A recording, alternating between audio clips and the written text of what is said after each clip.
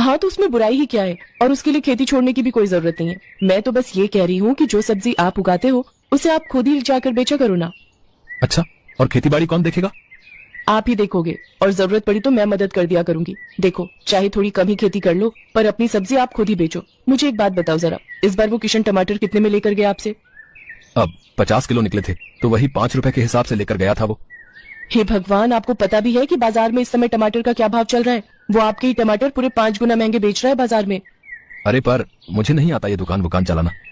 दुकान चलाने को कौन कह रहा है? बस आप अपनी सब्जी लेकर बाजार में बैठ जाओ, लोग अपने आप आएंगे आपके पास सब्जी खरीदने के लिए। अब ठीक है, इस बारे में हम बाद में बात करेंगे, अभी तुम घर जाओ। राधिका खाने का डिब्बा लेकर घर चली गई, लेकिन उसके जाने के बाद श्याम बहुत देर तक उसकी बात पर सोच विचार करता रहा।